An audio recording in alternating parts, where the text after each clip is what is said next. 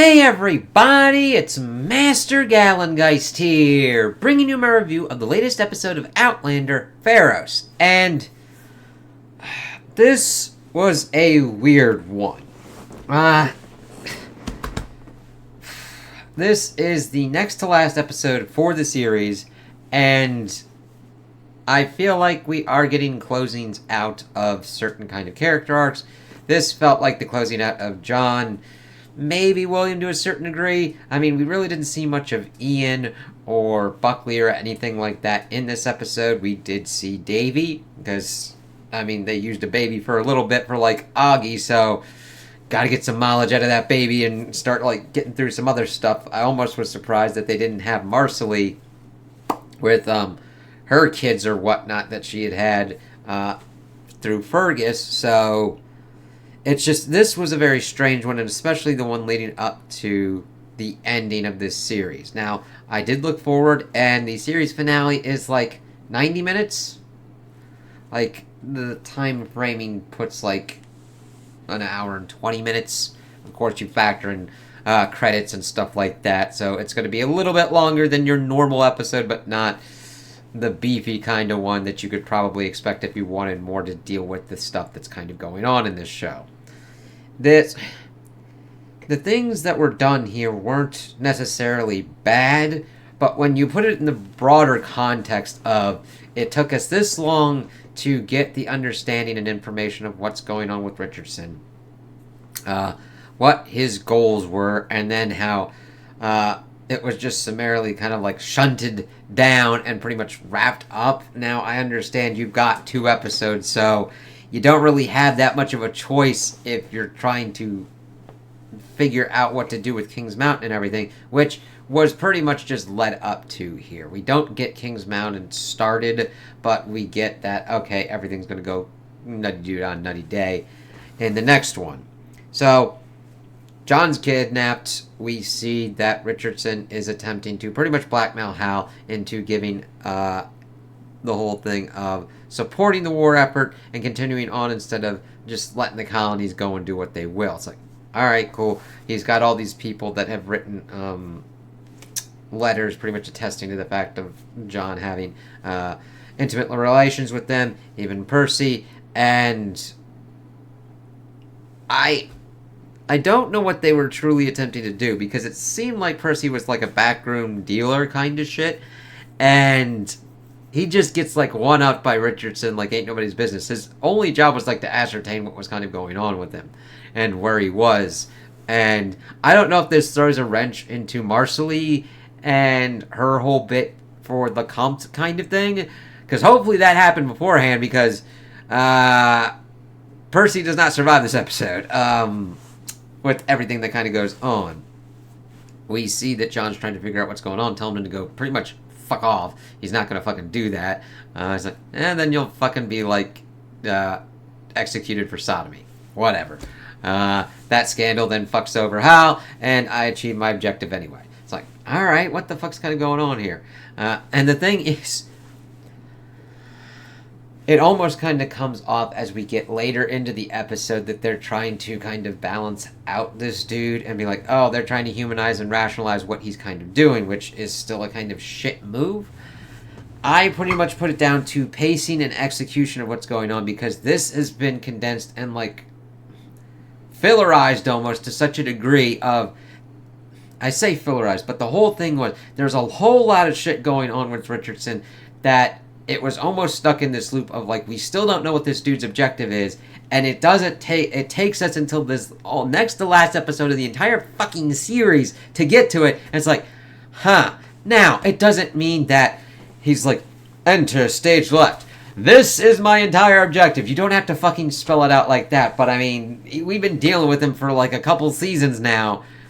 You couldn't have fucking filled in the gaps of like, maybe just have it like a scene by himself. I mean, that was kind of like the power of Game of Thrones, where we got to see outside of the point of view characters' perspectives to understand other kind of characters. So John gets like a nail. He's like shackled up and everything, and he like does something with his ring. It's like, all right, I thought he was trying to pretty much book it out. Percy, of course, comes to try and persuade him to just do what Richardson wants. Because he's sorry that he loves him. He's like, alright, if you do that, take this ring and give it to William. Alright. And it's like, alright, he never takes that off. It's like, God, it just gets really kind of fucking messy.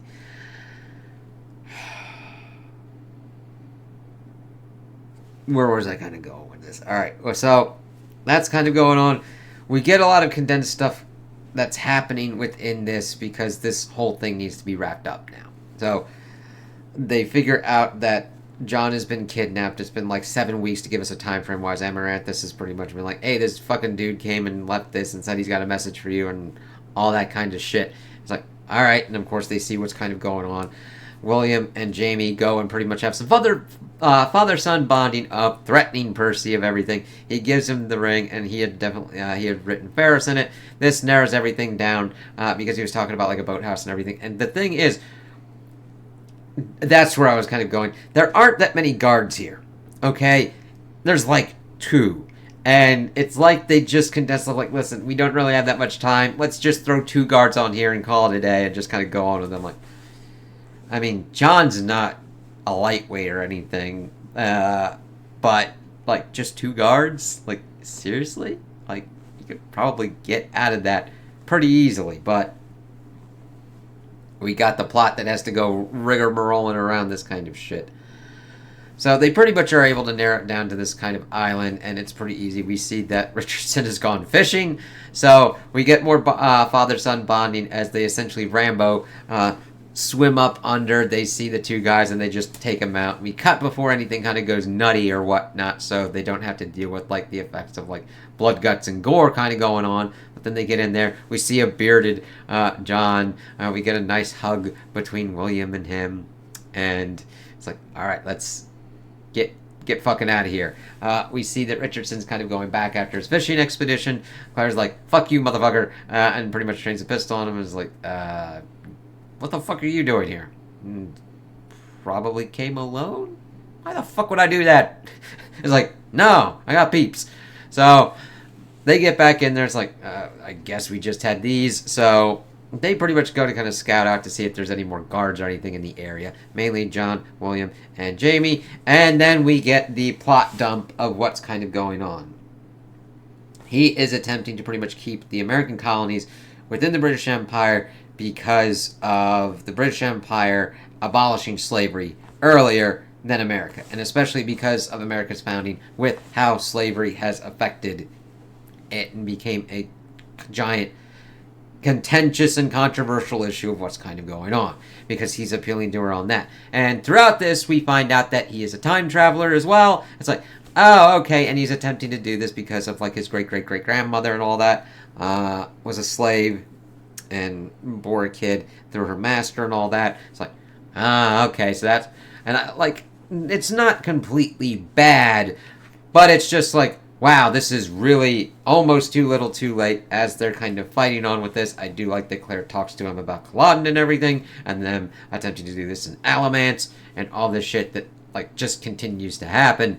And he's like, you're still trying to do it. And he's like, let me attempt to do this. It's like, just don't do it stupidly like this. There's maybe other kind of ways for you to do it, or things that you can do to affect it. And of course, she's attempting to do the same thing with King's Mountain.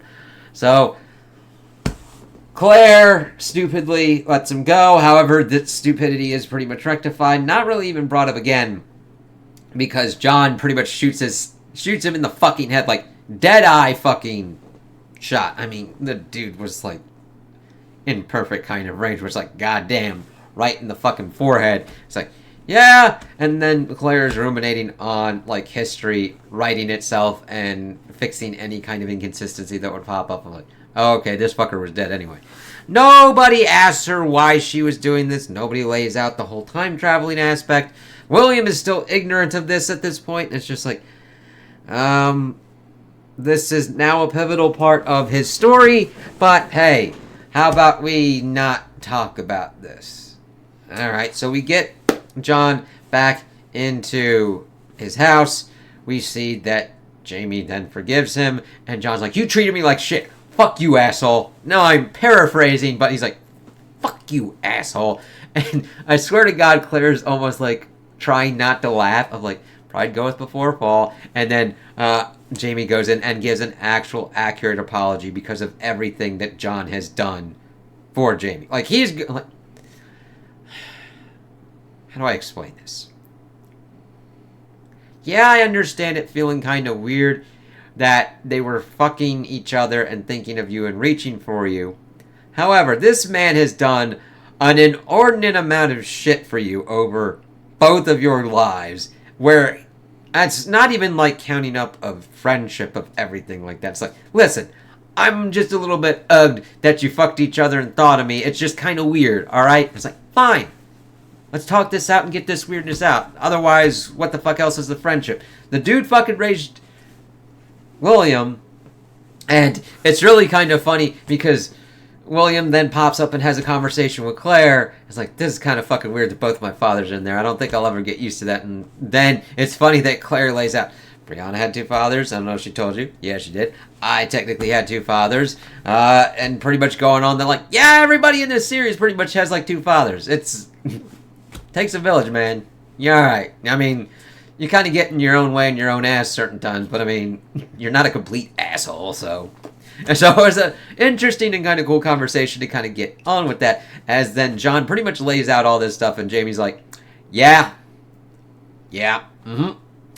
And it's not doing it facetiously or anything like that. He's like, goddamn, yeah. And then he accurately apologizes, and the funny thing is we get it like, John's like, no, I demand satisfaction. You almost beat me to fucking death, asshole. And you almost think he's like rolling up his sleeves and shit's like, all right, I'm owed a beating. He's like, yeah, got me last time. And then they sit down and proceed to play chess, which is nice. I'm like, if this is pretty much the last that we're getting for Lord John, it's a decent enough send-off. My whole issue is trying to fit this in with the end of the series. It just going every which way and all that. But I did like the characterization and the character work of what's going on here. I also like the character work that we were getting out of Richardson. Again, it's more too little too late of like, could we have not dealt with the ramifications and shit that could have spun out into different kind of plot points here of maybe, I don't know, dealing with other kind of time travelers and their other kind of goals that could be influencing and doing weird fucking shit. Because here's the thing. Once you introduce time travel, that opens up, even though that sounds weird, that it would open up more possibilities, it opens and changes and recontextualizes certain kind of stuff, depending on how it's done and how it's executed and how if it's organically integrated. So I just have the problem of how it was presented, executed, and how it was dealt with here of like, oh, that would have been really fucking cool to deal with that for now. And I did like seeing what was going on, and also technically getting some more time between Claire and William, because they're still related. I mean, stepmother and stepson, but like, it's cool to see her teaching him stuff and him kind of opening up and talking to other people. The biggest kind of problem is that they have to strangely utilize and tactically insert William into certain places, so it's really cut down the amount of character interaction and work that he has had. Now, I really liked what he was able to do with Brianna, because I'm like, hey, they're siblings, and siblings have a soft spot for me, and I'm like, hey, cool, let's see how this kind of works out, because it's a different relationship that can grow versus child and parent. It's like, yeah, you're on the same level, and you can help each other out in different ways. Alright. So that mainly took up the bulk of the episode. We see them kind of dealing with figuring out what's going on with the ridge. William deals with Amaranthus and pretty much just like, yeah, we can't really continue this on, peace out, and then just kind of like walks off. Now, it's a little bit longer scene than that, but the gist of it is just like, he doesn't even explain the gist of it. It's like, your husband's still alive, and the thing is, if we got together, I'd then be thinking of Ben while I'm fucking you, and that'd just be fucking kind of weird. And even if that isn't what they're kind of going for and what's happening for him, it's just like, this is too fucking complicated. You cool? We cool? I'm out. I'm like, fine. That's good. It just So that's pretty much, I'm thinking, the end of Amaranthus. Otherwise, we're going to have time taken away from when we're doing stuff with King's Mountain. And we pretty much then get people setting up for King's Mountain. We see Davies there at the ridge. This was like one of the shortest episodes, too. It said it was like 54 minutes. And it's like, oh, Davy. And we get the whole thing between Jamie and Brianna talking about, like, Frank and letting that it's taking this long for Jamie to be like, yeah, I pretty much die up there. And she's like, don't go then. I want my kid to know his grandpa, damn it. And that she doesn't want to lose him. And it's like, yeah, okay. Yeah, we've been dealing with this with the whole season, but I guess it's now time for you to kind of deal with it, especially since you had Davy and all that. And then we get the whole bit that we see that Jamie and Claire are talking, and that Claire is writing her kind of account of it. It's a nice little kind of thing that it's pretty much the callback to the first Outlander book. In the beginning of the series, you got your ends and your beginnings and all that kind of stuff. But it's like, oh, okay, that's a cool little nod. And then we get that Benjamin comes like an asshole. It's like, Fraser! It's like, dude, you gotta kind of wait a little bit for, like, one of your calls, because look how big that fucking house is. It's like, it's time, man. Everything's coming to a head. Let's roll out, pretty much. It's like, okay. So that is where we end off. Preparing for what's going on. We do see Ian and Roger for what's kind of going on with King's Mountain. We see battles and everything. So hopefully those battles are pretty well done. We'll see what kind of goes on here. So I was okay with what happened here. Oh, also at the end we see that Lord John goes and pretty much gives Percy the ultimatum that you either kill yourself or you sign this and go to prison for what you did, and that Lord John wouldn't forgive him. And I don't blame him, because this was like the most ultimate betrayal of all time for him of what was kind of going on. And Percy does a good job of being really broken up and shaken up by this as he then signs it, and then Lord John goes out, and we then hear a gunshot as Percy kills himself. So we'll have to see if that has any ramifications or repercussions for Marcelly. Hopefully, since John was missing for like 7 weeks according to this episode, that is just done, dusted, we don't have to fucking worry about it anymore. But it's like, alright, interesting there. And it's very interesting to see the different facets of Lord John in here. He still is a highlight.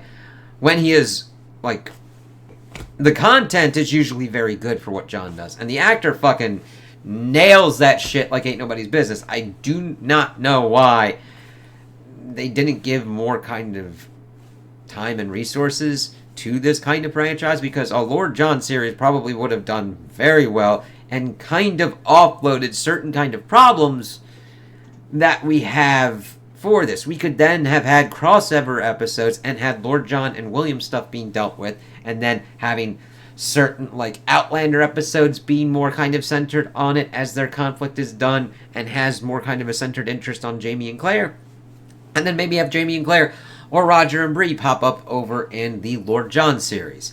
I know that sounds like some more work and everything, but otherwise expand the amount of episodes you have to adequately deal with these characters and their stories, to give them the time and energy and effort that they deserve. So this was a weird one. It's not completely shit, but it's not on the kind of heights that the series has been known for, or even certain kind of episodes that have been in this season. I don't have a good feeling of how this is going to end, because this is definitely the I know I keep bringing up anime and everything like that, and you're probably looking at me like, what? But this is going to have this adaptation kind of problem, because they've decided to adapt and condense and really reconfigure certain kind of stuff into such a way that it's like, what the fuck? This is not gonna really adequately kind of get into the kind of realm space of what the books are going to be doing. Same thing happened to Game of Thrones. A lot of that sometimes also happens with anime as well, depending upon if the manga's finished or not, or if the production company wants to even finish however the manga has finished itself and just go, fuck it, I'm going to make my own kind of ending. It's like, alright, you can do that, and that makes it your adaptation, but don't complain when other people are like, what the fuck did you do, my friend? So be prepared for like what fuckery is kind of going on. However, if you've been enjoying this and this adaptation's for you and you're like, I'm not into the books, that's quite alright. Enjoy that, have fun with that. Never want to take that away. This is just like really giving me bad Game of Thrones vibes of like, okay, we're into some weird stuff. Let's see how this works. So those are my opinions on the episode. Tell me what you guys think in the comments below. If you liked it, if you didn't like it, if you agree with me, if you disagree with me. Also like and subscribe, and I hope you have a good day.